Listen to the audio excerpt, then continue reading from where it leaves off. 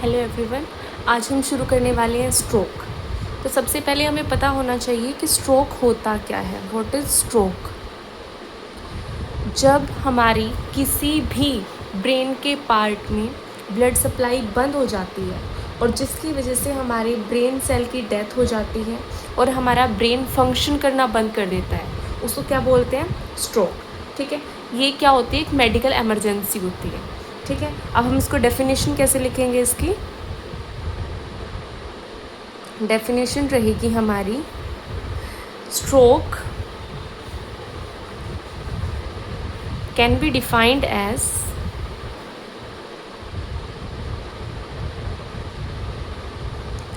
sudden interruption. What?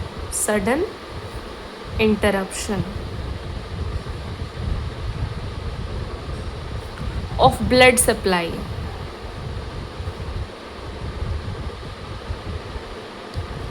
to a part of brain, causing brain cell death and loss of brain function. और ये क्या होती है? एक मेडिकल एमरजेंसी होती है। ठीक है, सो डेफिनेशन क्या हो जाएगी? Stroke can be defined as sudden interruption of blood supply to a part of brain causing brain cell death and loss of brain function. और ये क्या होती है? एक मेडिकल एमरजेंसी होती है। ठीक है, क्लियर? ओके, सो नेक्स्ट हमारे पास क्या है कि इसके कॉजेस एंड रिस्क फैक्टर्स क्या हैं। इसके कॉजेस एंड रिस्क फैक्टर्स क्या हैं? So causes and risk factors, causes and risk factors क्या हो सकते हैं इसके? एक तो हाइपर टेंशन। क्या हो सकता है? Hyper tension, which means BP का इंक्रीज हो जाना। ठीक है, नंबर 2 क्या हो सकता है हमारे पास? Diabetes mellitus. What? Diabetes mellitus, sugar. Third हमारे पास क्या है? Coronary artery disease. ठीक है, फोर्थ क्या है हमारे पास? Atrial fibrillation. फिफ्थ क्या हो सकता है? स्मोकिंग। स्मोकिंग एंड अल्कोहल बहुत सारे जो डिसीजेज होती हैं उसमें common causes and risk factors के अंदर इंक्लूड होते हैं। नेक्स्ट है कि हमारे पास क्या हो जाए? High cholesterol.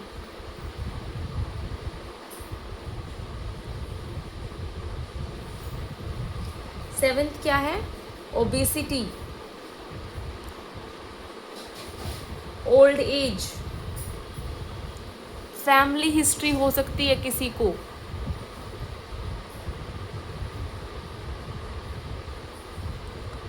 ठीक है, ये हमारे क्या रहेंगे? इसके कॉजेस एंड रिस्क फैक्टर्स। ठीक है जी, नेक्स्ट हम चलते हैं टाइप्स क्या क्या होते हैं स्ट्रोक के। टाइप्स क्या होते हैं? एक होता है हमारे पास इस्चमिक, एक होता है हमारे पास हेमरेजिक। ये 87% होता है, ये 13% चांसेस हैं कि हेमरेजिक। मोस्ट कॉमन कौन सा होगा हमारे पास? इस्चमिक स्ट्रोक। ठीक है, इस्चमिक स्ट्रोक के अंदर हमारे पास क्या होगा कि caused by blockage of blood vessels supplying to brain. अब जो ब्लड वेसल्स हमारी सप्लाई कर रही है ब्रेन को, उसमें क्या हो जाएगा? ब्लॉकेज हो जाएगी। Caused by blockage of blood vessel supplying blood to the brain.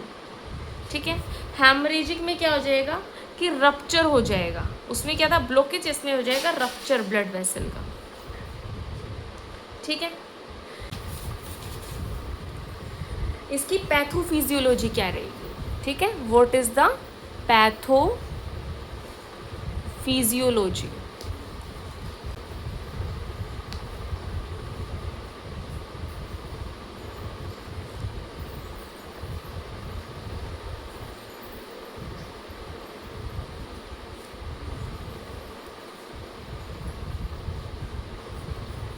ठीक है, पैथोफिजियोलॉजी क्या रहेगी, सबसे पहले हमारे पास क्या हो जाएगा, ब्लॉकेज हो जाएगा या फिर ब्लीडिंग होगी किसी भी ब्रेन वेसल के अंदर।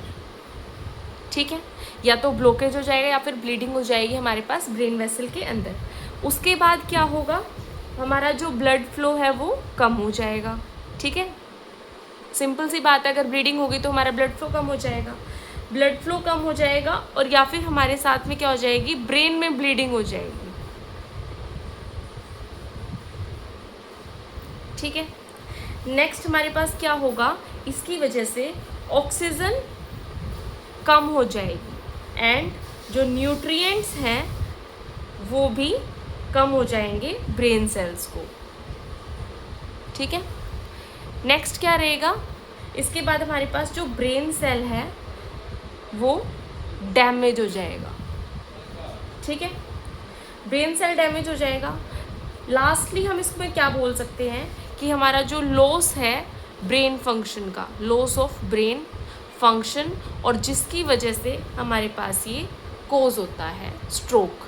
ठीक है, नेक्स्ट हम बात करते हैं कि हम क्या क्या इन्वेस्टिगेशंस करेंगे। नेक्स्ट हम क्या बात करते हैं कि हम क्या क्या इन्वेस्टिगेशंस करेंगे। ठीक है, इन्वेस्टिगेशंस क्या क्या रहेंगी, इन्वेस्टिगेशन बताइए हम क्या क्या कर सकते हैं। नॉर्मली हम क्या करते हैं, सीटी स्कैन, ब्रेन से रिलेटेड है तो एमआरआई करेंगे। ठीक है, और क्या करेंगे, हम ब्लड टेस्ट्स करेंगे। क्या करेंगे, ब्लड टेस्ट करेंगे। कौन से, हमारा लिपिड प्रोफाइल करेंगे, सीबीसी करेंगे, आरबीएस करेंगे। ठीक है, ये सब करेंगे। और हम एक और चीज़ हमें चेक करनी है, what is it, carotid Doppler and echocardiography. ठीक है, हम ये सब क्या करेंगे, इसके अंदर परफॉर्म करेंगे। ठीक है, अब इसके कुछ साइन सिम्टम्स रहेंगे। क्या रहेंगे इसके, sign and symptoms. Sign symptoms, sign and symptoms. ठीक है, साइन सिम्टम्स में क्या करेंगे, सबसे पहले हमारे पास होता है एक ट्रिक होती है इसको करने के लिए, B fast.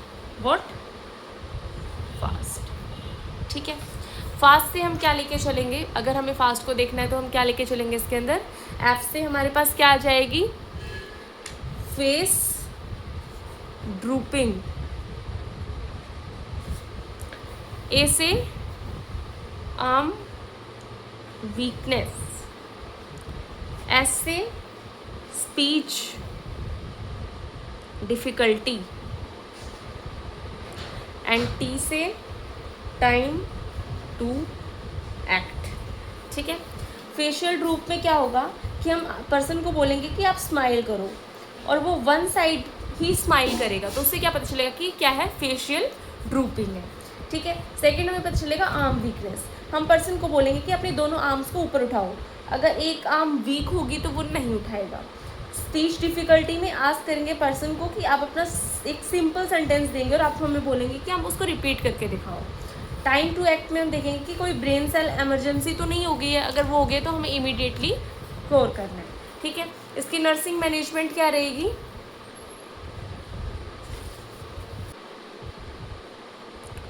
Nursing management. Nursing management पे क्या करेंगे, एयरवे मेंटेन करना है, वाइटल साइंस चेक करेंगे। ठीक है, न्यूरोलॉजिकल असेसमेंट करेंगे, पोजीशनिंग देखेंगे और हमें इसको सेमी फॉलोअर पोजीशन में करना है, सेमी फॉलर। और नेक्स्ट क्या करेंगे कि कोई कॉम्प्लिकेशन से तो उनको प्रिवेंट करेंगे। ठीक है।